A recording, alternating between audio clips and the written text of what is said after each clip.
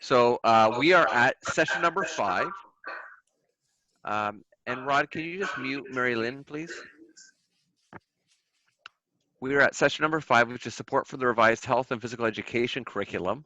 And this is the overview of mental health literacy. And Deniece is with us from Ophea. I'll introduce her in a second, but they're at this time in Ontario with our school closures due to the COVID-19 pandemic. It is so positive and refreshing that we are able to delve into mental health literacy strategies that are embedded in the curriculum. We want to begin with our traditional territorial acknowledgement, which is that we acknowledge that the land on which we are gathered is part of the traditional territory of the Chippewa, Odawa, Potawatomi, and Delaware nations. And I like the sharing of which the land is one of the responsibilities that extend to all peoples. But if you're watching online now or later on, you've seen a smiling face in the corner of your YouTube screen or of your online meeting, and that is Deniece Bell. She is with Ophea. She is one of their ambassadors and one of their experts, and we are so happy that she is joining us again. Today we have Mary Lynn Anderson from the Lambton Kent School Board, as well as myself. I'm Ben Hazard, and I'm the superintendent of elementary curriculum. But Deniece, I want to get out of your way and let you get to your content. I'll stop sharing and let you jump in on the sharing side of this. Wonderful. Thank you very much, Ben. And here we go. So, as you said, Ben, we are in uncharted territory with school not being in session. And I think it's very fitting, and I'm actually really excited to share this last webinar, which is supporting mental health in the elementary health and phys ed curriculum. I think now is an opportunity for our educators to not just think of this as health and phys ed, but just social emotional learning for everyone. Absolutely, that is so true. So today we're going to go through the learning objectives, and it's an enhanced understanding of the integration of mental health with the new expectations on social emotional learning skills to be taught in connection with all parts of the curriculum. So I will go over that in a broad sense, and then I will come back to Strand D, healthy living, and then making enhanced connections within existing curriculum expectations. So ideally, by the end of this, you will have an increased awareness of resources to support implementation. And if you go to almost any website, there is COVID-19 information and support, mental health being one of them. And it's a great resource that we have out here in terms of educational resources that can help support our students. There is no health without mental health is a fantastic quote by Dr. Brock Chisholm from long ago, and it holds true today. So let's define mental health. Our World Health Organization defines it as a state of being in which every individual realizes his or her own potential, can cope with the normal stresses of life, can work productively and fruitfully, and is able to make a contribution to her or his or their community. Mm-hmm. So what you'll find is that that's the general description. The Public Health Agency of Canada has gone on to extend that definition and say positive mental health is the capacity of each and all of us to feel, think, act in ways that enhance our ability to enjoy life and deal with the challenges that we face. It is a positive sense of emotional and spiritual well-being that respects the importance of culture, equity, social justice, interconnections, and personal dignity. And again, I feel like it's important to mention positive mental health, especially when many of us are isolated from individuals. How do we take care of that? So let's find some tools and strategies that tie in with the curriculum and get some people accessing or continuing with positive mental health. So we revisit the 2019 Health and Physical Education curriculum, and you'll see the social emotional strand A, learning skills, and those provide an opportunity for everyone to integrate mental health and positive mental health in the setup of their classrooms, virtually or in person in the fall, and an opportunity to integrate these skills throughout the curriculum, meaning homeroom, health and phys ed, and some strategies to have that happen. Any questions, comments, concerns about the definitions and where we are with SEL? We're in line here, Deniece. Okay. Great.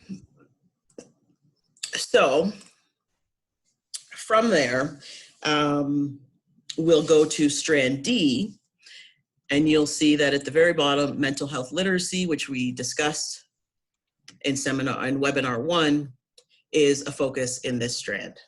So we'll talk about it overarching and then finished. Okay, so social emotional learning. In the curriculum, you will see this statement at the start. Blank, blank, blank. So in grade 1, 2, 3, in order to promote overall health and well-being, positive mental health, the ability to learn, build resilience, and thrive, students will. And this doesn't change throughout the curriculum. It's the exact same wording, except for the fact that you'll see the scope and sequence of the skills are built out in an appropriate manner to address each grade. In contrast, for strand D, what you'll find is that we address the development of mental health literacy and then provide some tools and strategies that are age appropriate. So we'll use those later. So here I have a quick snippet of understanding mental health. And I'm just going to pull that up.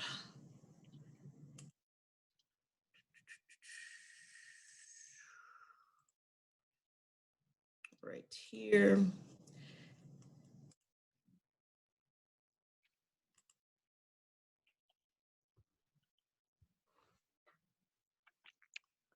Yeah, we don't have audio there, Deniece. You might want But to they do try look and peaceful. share that.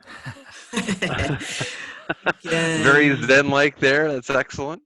Yes, let me open this up. There we go, Rod. Clicking those buttons.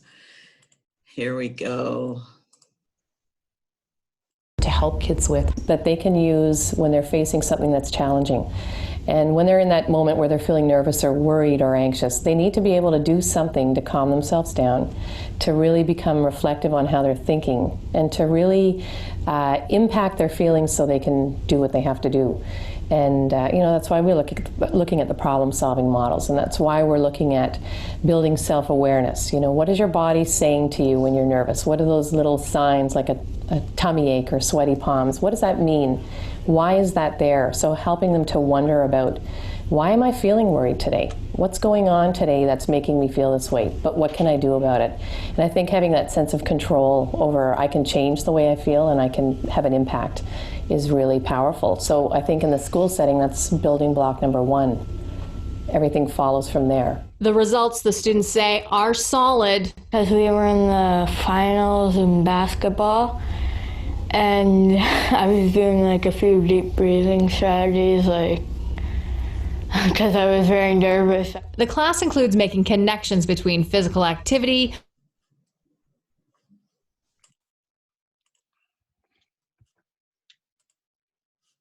Okay. So, just a quick video talking about the importance of the social emotional learning aspect and how it's integrated at the start. Okay.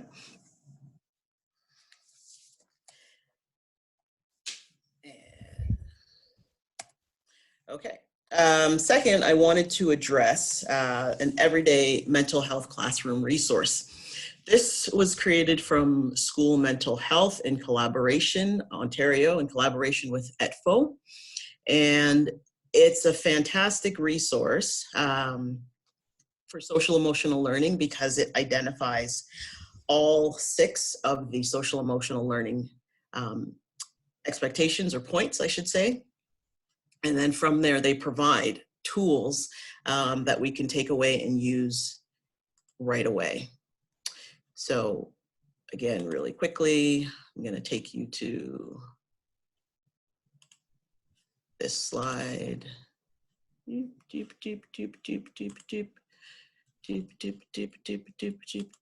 questions, comments so far? So far, I think that's a great, it's a great mental health resource with Ophea as well, for you to be sharing with Ophea, but that it was also done with our the union partners as well. So the teacher expertise in that conversation as well there, Deniece. Yes, and if I can find my screen, where did you go? Here we are. Okay, so one of the biggest tips that I would suggest to my educator colleagues if it was their first time implementing this practice is to try a strategy more than once so that kids don't think of it as a one-time deal, for them to see it in practice, and then they realize that the importance of it. So if you're not familiar with the resource, it has helpful tips, which is fantastic. And then you'll go to each of the 6 social emotional learning skills that are identified, and you click on a link, and then the social emotional learning skill has an activity tied to it. So for stress management and coping, calm classroom, you have calming boxes. And then you can pick and choose from any of them that are applicable that you can give to students to do in class or at home currently, and also use it as a family resource. So I think it's age appropriate, it's excellent, and you can get feedback from the students how they feel about using it. I think it's a great idea for it to be able to take these resources and share them to use at home, especially in times of stress. And I think this time we have now with school closure is a great time for that to be done as well at home. I like the school link, but also the home learning link too, Deniece. And then for folks who were not completely sure where to find those social emotional learning skills summary, I'm just going to bring you back to Appendix A, and you can see the social the SEL skills at a glance. So identify, recognize sources of stress, positive motivation, build relationships, self-awareness and confidence, and then think critically and creatively. So then you can decide what it is that you're trying to address or approach, or how you want to help those individuals. Identification, what's my temperature, refocusing. And I think a lot of educators have implemented some type of this SEL learning and don't give themselves enough credit for it. But if they haven't, I think what Paul managed to say was just pick one and do that for a few days, stick to it to allow some adaptation, learning, comfortable, being comfortable with it for the students, and realize that it needs to be part of their everyday healthy living and practice. It's not enough to just do it once and then move on to something else and say it worked or didn't work. If there's intentionality in that practice, Deniece, that's really where the value comes in. Yes. And then if you look a little bit below, there are some larger sort of expanded out explanations of what those skills look like, key components and sample strategies. So that's a really good resource. When you go to the PDF, it's on 295, but it's actually 293 in the curriculum. Okay, so those are all helpful tools. Okay, so we're going to go back to our presentation. There were also some, so this is moving back, I saw some prompt in that 274, 273 area. Because, and those prompts now could be, that's the thing when we're using this remote learning at this time, or it could be done in a prompt in a classroom when we're back together again, but a little prompt about, about sleep and about unplugging before sleep and about the types of media and those types of things that we consume before before rest. Those have big impact on this type of mental health literacy. Completely. And if you look at some of this, managing time, setting goals are ways that can be done. And I have to say, earlier when we were chatting, Rod said, I've been watching and consuming too much news. And Yes. so I think it's a strategy. It needs to become a habit. Yes. Yeah. And you need to practice that habit. So just as you would do for any type of sporting event or cooking, you can't do it once and expect to be a pro. And therefore, maybe you don't turn the TV off an hour before bed, but you did 20 minutes before bed. So that's a great success, and continue to go on and be proud of that and highlight it instead of just giving up and saying, oh, I didn't do it for a week in a row. Yeah, absolutely. So, thank you. Right, Rod, watching 20 minutes less of news a day. That's your goal, my friend. That's your goal. 20 minutes less. Most definitely. So here, this is the school mental health classroom, and it's just a snapshot of what it looks like once you click on one of those links. So calming boxes. You create a box, and then whenever students have time, it can be self-directed or educator-directed / parent-directed if you're using it at home. And just put fidget toys, coloring, worry stones, and that helps students to realize they can create a sense of calm for themselves. So we understand mental health. We understand positive mental health through the social emotional learning skills. And now we're going to look at strand D, which is what is mental health literacy? And that means learning about mental health and mental illness. So we're learning, and then we explore the connection between the thoughts, emotions, and actions, which is a cognitive behavioral type of relationship, and developing a range of skills to make healthy choices with respect to mental health. So how does that tie in, and how do they fit together? Which brings us back to our chart of horizontal and vertical learning. And in this instance, we're focusing on the last topic here, mental health. We did human development and sexual health for the last 3 webinars. And you'll see that you can choose to just focus on mental health literacy. And what that looks like is through horizontal learning. How do I support mental health in grade 4? So healthy choices. Yeah. And how do I manage my stress? Manage my stress. So cognitive and behavioral options is what you would study in grade 4. You can also implement it vertical learning. And in this instance, you would look at making healthy choices. And so what do I do for when I go out to the restaurant? How can I help my parents grocery shop? What can I talk to a family member about decision making for smoking? And then healthy choices to support mental health. So you're integrating the specific expectation and making healthy choices within, the overall within the specific, or you're choosing to do the topic mental health and going across in a horizontal way. So you can choose. Handy, Deniece, if I can just jump in. I'm going to keep bringing back to today and to what we can do today in our current context and in all our contexts. But in our current context today, when we are looking for mental health literacy and where that fits in the curriculum and what resources we can have, it's great to go in that horizontal area. And then maybe later on, when we're back in the classroom and we want to do a more integrated approach, go a little more vertical. So we're talking about the healthy living connections. I think that's, it kind of shows how we might want to take that mental health literacy focus for a time when that is a key focus in our term. And there's many reasons that can be the things that happen in classrooms and in schools and in communities. So there's times for that horizontal, and then there's other times for that nice vertical piece when things are kind of going along in a more predictable manner.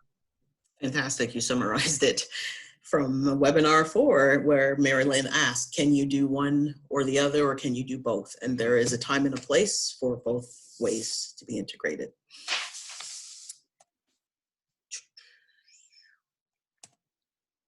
So we talk about the critical importance of mental health in schools. And virtually any mental health resource that you address, you will find that approximately 1 in 5 children and youth in Ontario have a mental health challenge. 70% of these challenges begin in childhood or youth. Their onset comes at that point in time. So we are in a critical position to help foster the development of positive mental health. What is mental illness? So mental illness, a range of illnesses that are characterized by alterations in thinking, mood, or behavior associated with significant distress and impaired functioning. 1 in 5 Canadians have a diagnosed mental illness.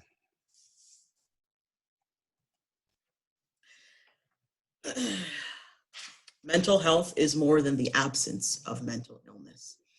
And here you have a 2-continuum model. There are a number of different models that exist out there, but I want to highlight positive mental health at the top and poor mental health.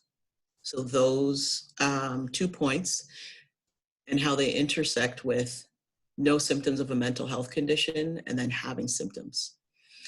So you can have a mental health condition and still experience well-being. Mm-hmm. Just as it's possible to have poor mental health and not have a mental health condition. And I'll talk more about that in the next slide, but just a visual for folks to see that 2-continuum model, that we're always in flux.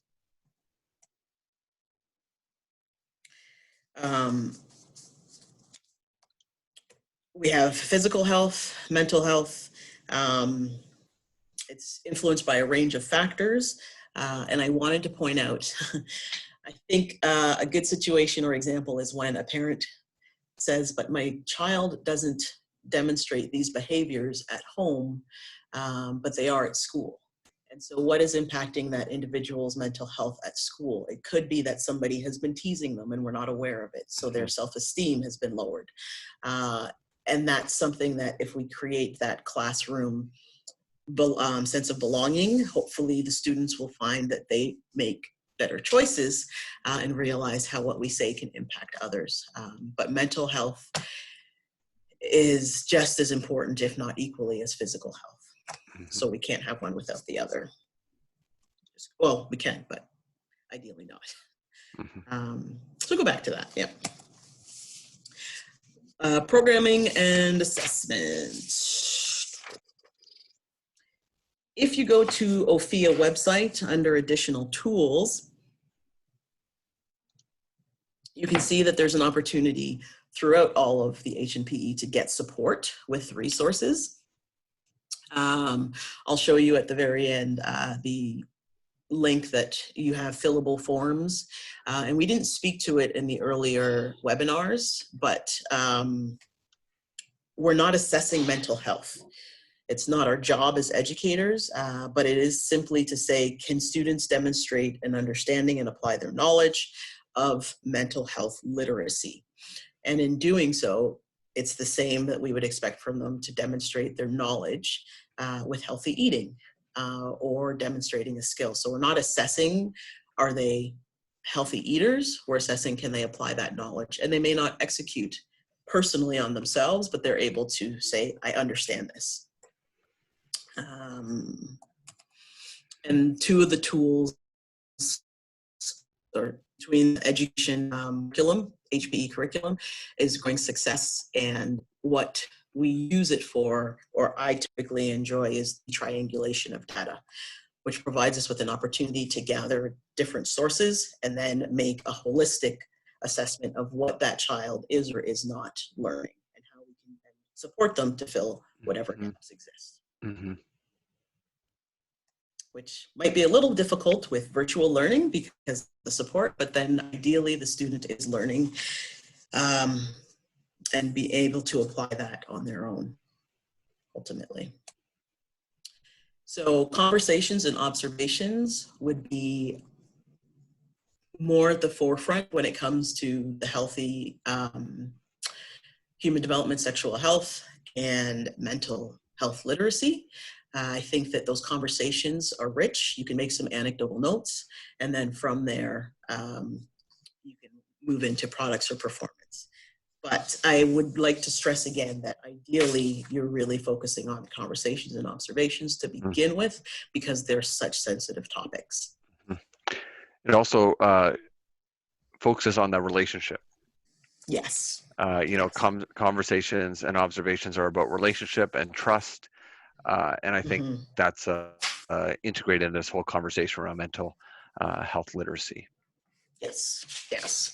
So that, you know, self-assessment tools, where they are, exit paths, journal entries, those are all wonderful opportunities. And I know, I believe it's, what are we in, April this week? So at some point before the end of the school year, ideally in May or June, if things unfold the way they are supposed to, Ophea is also offering a webinar on assessment and evaluation with the new curriculum and tools, tips, tricks, and strategies. So keep an eye out for that on the Ophea homepage. So the next few slides we're going to devote to grade 2, grade 5, and grade 7 examples, and integrating some strategies, some tools that one can use to assess and build the capacity for individuals to excel. All right. So if you look, we have strand D, demonstrated understanding of how a person's body and brain respond to challenging or uncomfortable situations, and describe what they can do to feel better at those times. So what would be the key words, anybody can chime in, that you think are important for students to take away from this? Can we get someone in the chat area? We're gonna, so say that again, Deniece, because we're gonna try to get those chat people going. I'm answering all your questions today. You are. So if you were, you know, you're an educator, you've read the strand, what are the key words that you're working on for students to take away from this strand? What's important? So you just type that in the chat button, chat box. And you can also use 2.5 as well. Yeah, go ahead, Marilyn. If I speak, how does it sound? Sounds great. Okay.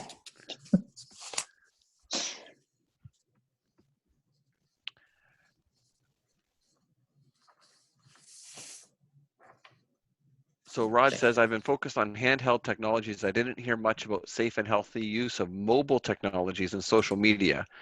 Does Ophea take on the challenge of addressing mental health issues related to modern technology uses, or how does that interact in our curriculum here? That'd be a question Rod has, and I think it's a good question. That's a fantastic question. There is a focus on technology and digital citizenship.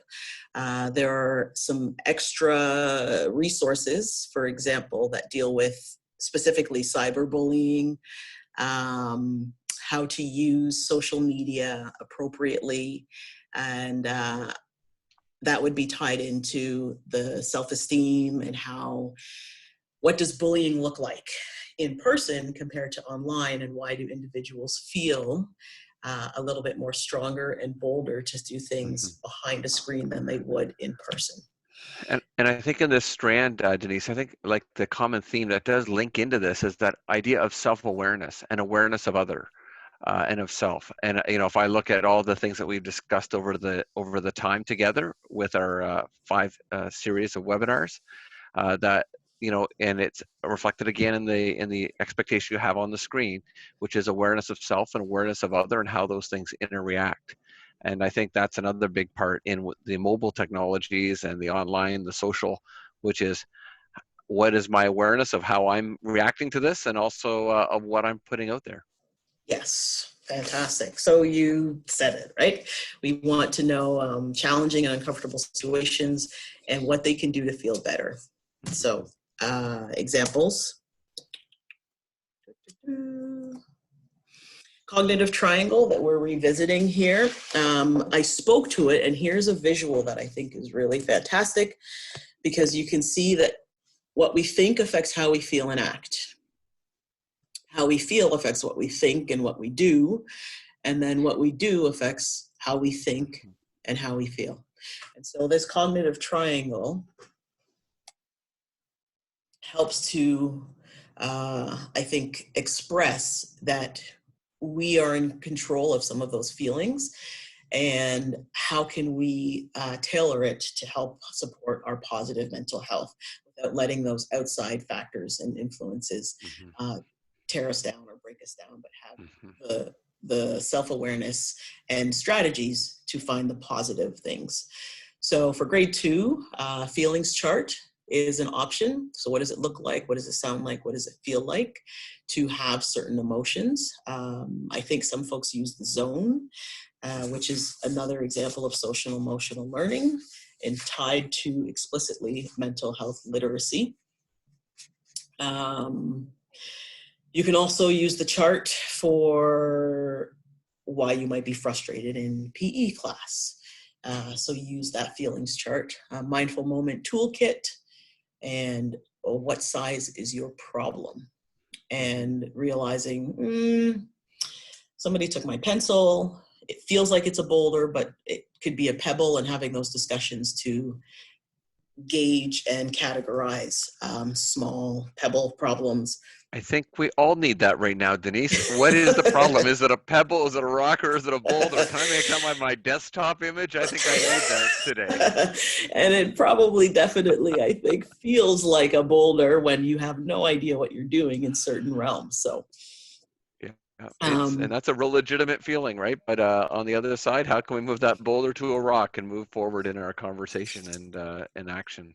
You've got it. You've got it. So the Mindful Moment Toolkit, I'm going to bring us back, which would be very much like the Calm Box, and just having one at home, having one at school, in the classroom, in the gymnasium, and whatever tools your students can make one for themselves, or you can make one for the class that has a few tools that all the students enjoy.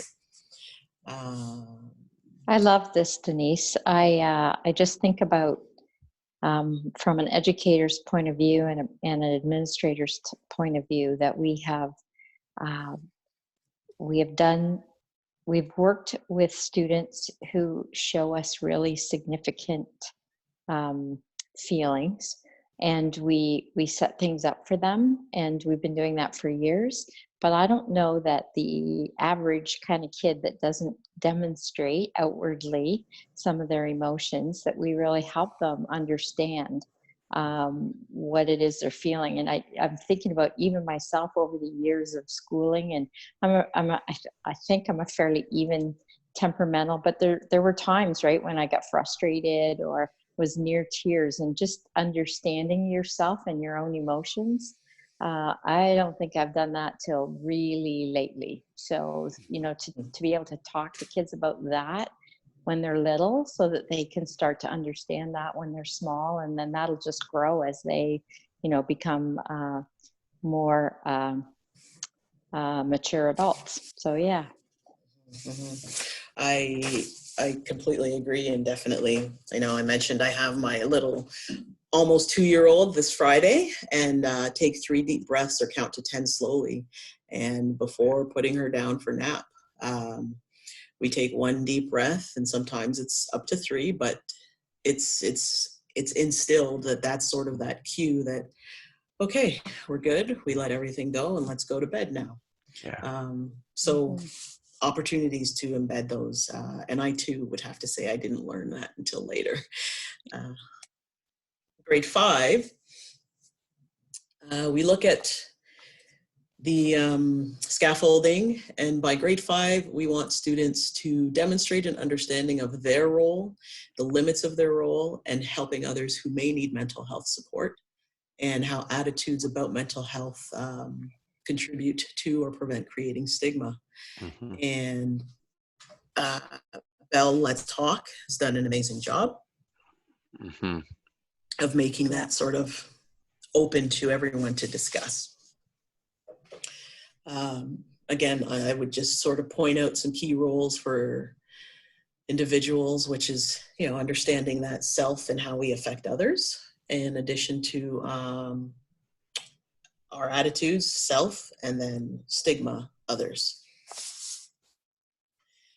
So WALLS is an acronym, and it's Pretty fantastic. So I'm going to read this one because I want to make sure I say this correctly. But you can see on the screen, and what we say is, make sure you're not using language or comments that stigmatize people in watching our language. For example, many folks would say, that's so crazy. But the subtle changes in saying, maybe that's silly, or that's interesting, or that's weird, offers an opportunity for someone who does have a mental illness to not feel that that's something wrong with them. Ask questions, so learn. And by asking questions, learn more. The great resources that you can use to educate yourself on mental illness. Increased education means fewer mistakes and misunderstandings, and leads to less stigma. Listen to experiences. Once you've learned a bit about mental health, consider asking someone you know about their experience. And if you're respectful, they may be comfortable speaking about it. If you have a lived experience, consider sharing your story. So again, Bell, let's talk. I think in the health and phys ed world, a lot of athletes have started to come forward about how difficult they found it to manage certain things competing at a high level. So from there, I would say speak out and help reduce stigma by just clearing up misconceptions. So WALS is a task for a grade 5 individual, but truly we can all benefit from some of that. Absolutely.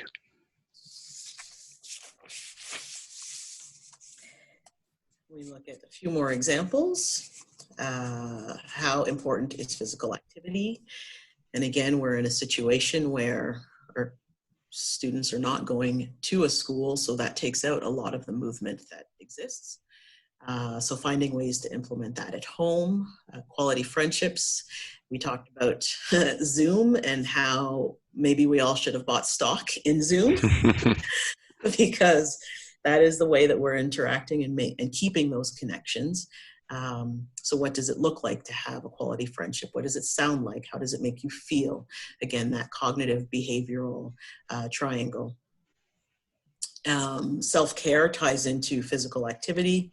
You can see that, but again, what we eat, what we think, who we interact with, and what we're exposing ourselves to and saturating ourselves with information from the news or from social media. This is a good time when students are very impressionable between grade 4 and 6 to have those resources and skills built out.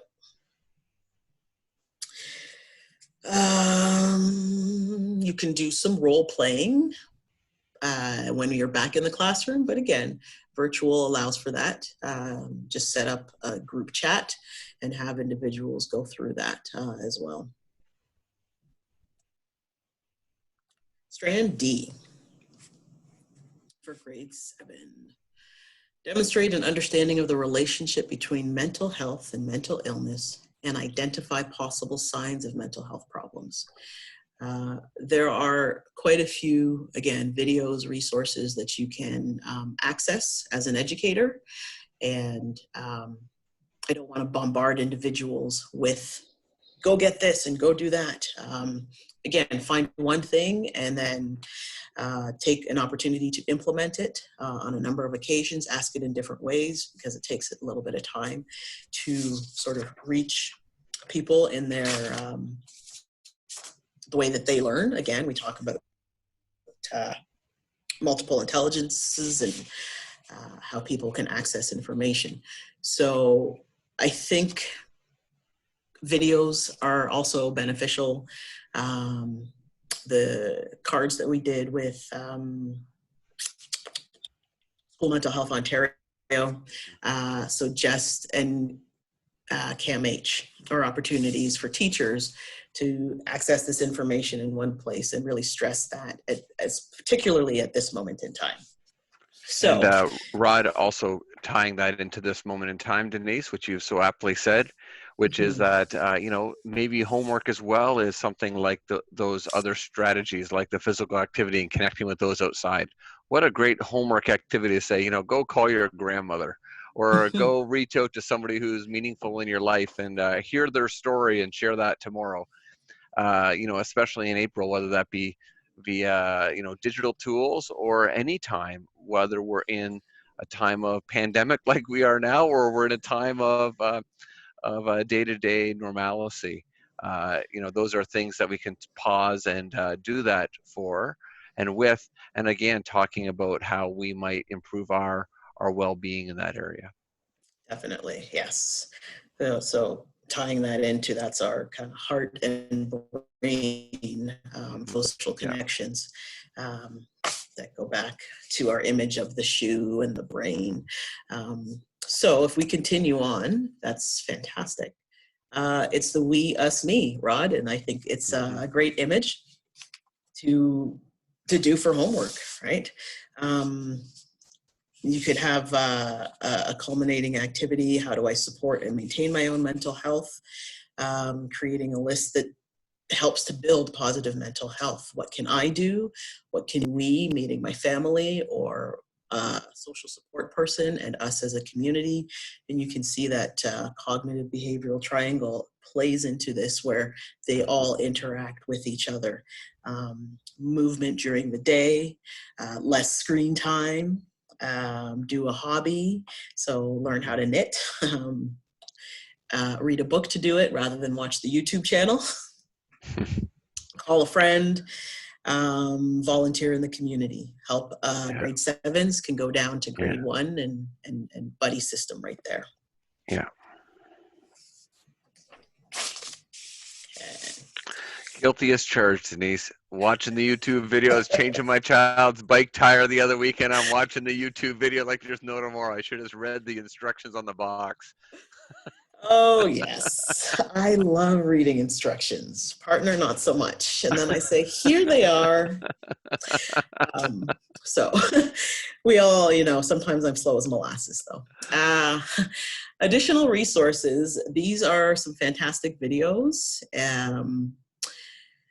I'm not sure, but I will We All Have Mental Health is the video. Break the Stigma, and the Duchess of Cambridge introduces animated film on mental health. You may know, Ben and Mary Lynn, what you have on your homepage. I know we have a chicklet for the Peel District School Board that identifies some resources for mental health.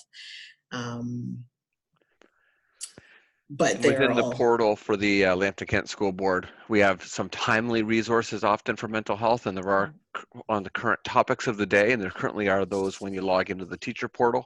Those are great resources to be able to take and use and share, and also good guidance. Sometimes it's more topic and framing the perspective in a different way, and taking a different view of what's happening now. Fantastic. And We All Have Mental Health would probably be good for grade 5 and up.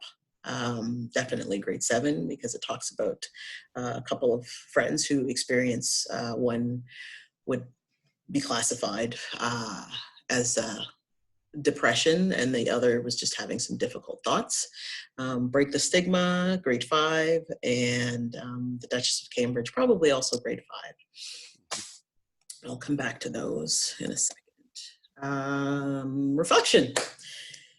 So, in what way are you supporting mental health and the health topic of mental health literacy in your health and physical education classes? But I would like to extend that to life in general, and in addition to integrating it with classroom teachers as well. So how are you supporting mental health? And then collaborating with others to incorporate mental health literacy in H&PE and outside of that. Think about what you would like to learn more about as an educator, and what additional supports would be helpful for you, and what resources would you follow up with.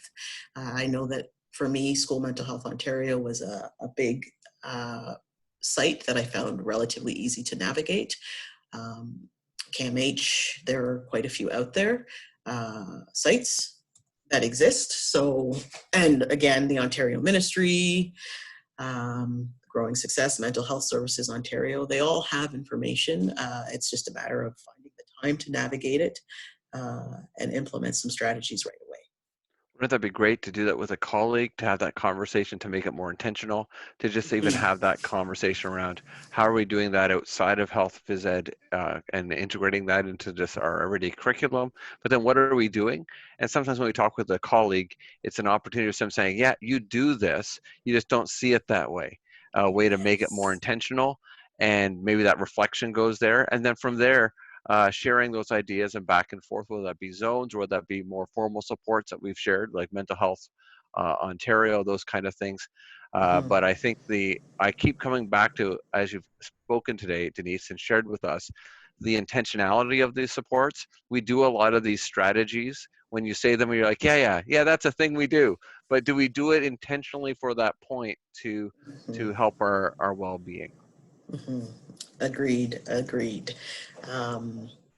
Yeah, I think self-reflection, we asked the students to do it, and it's been an amazing opportunity to collaborate with you all, Ben and Mary Lynn, and viewers who watch later. But yeah, think about it. Grab a piece of paper, write it down. Like you said, go with a colleague. What am I doing well, and what can I improve upon? We are sometimes our harshest critics. And my brother is also an H&PE teacher, and we see and view things differently. So it is really good to bounce that off someone, because I say to him, you should be taking on more roles because you don't see how much you're doing. And he just thinks it's the way it should be done. So I think that's kind of useful to have that check in with yourself. Wrapping up. This, you'll find the Ophea webpage here. It's just a screenshot. And I wanted to talk to this tab over here on the left, additional tools and resources. So you can click on that and get some assessment and planning tools, as well as teaching and learning strategies further down on there that are in line with Growing Success. And that webinar that will be coming out in a month or within the next month or two. New units are identified in green, and that's ongoing and tied to the new, my brain is leaving me, tied to the new food guide, Canada's new food guide, yes. 2019. Okay.